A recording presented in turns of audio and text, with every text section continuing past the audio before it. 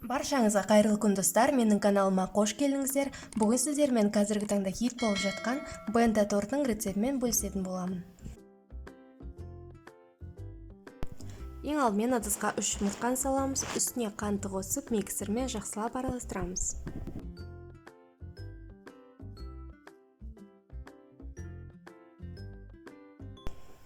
Қасықтың ұшымен аздап тұз, ерітілген сары май, сүт және бір ас қасық балды салып, миксермен жақсылап араластырамыз.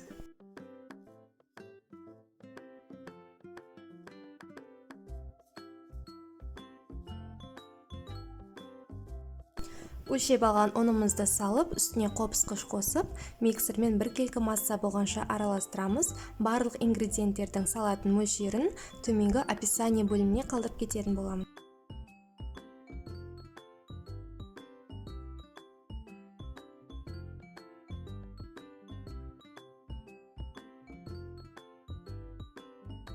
Келесі кезекте кремін дайындаймыз. Ол үшін бізге мұздатылған кілегей қажет.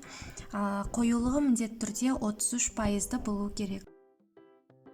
4 қасық қант ұнтағын қосып араластырып аламыз.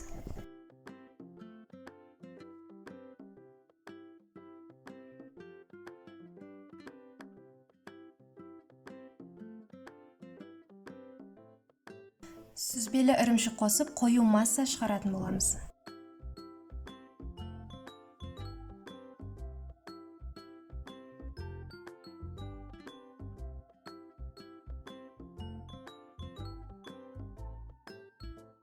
Енді достар, формамызға фольга немесе пергамент қағазын төсеп аламыз.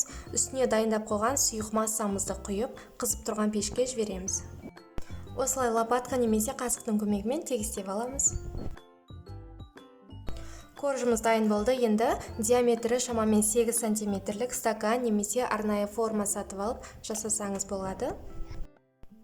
Осылайша кішкентай бента тортының корждарын кесіп шығарамыз.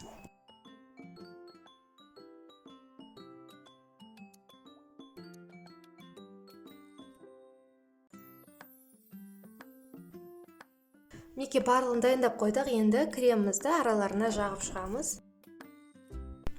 Осы рецептпен 3 кішкентай бента торт шығады. Бір тортымыз бір порция болып саналады.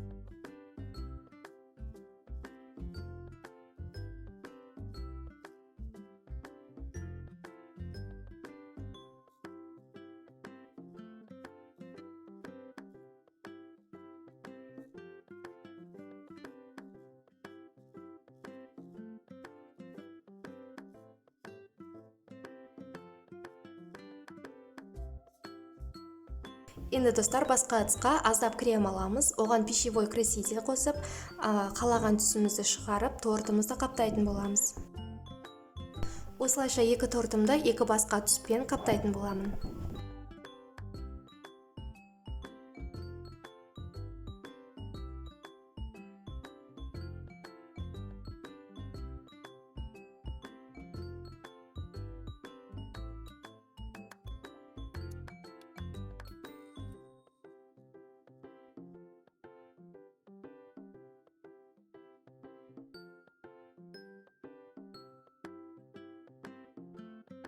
Екі тортымызда тегістеп қойдық. Енді қалған кремімізді салафан немесе осындай мешокқа салып, қалаған сөзімізді жазып, оформлениесін өз қалауымыз бойынша реттейміз.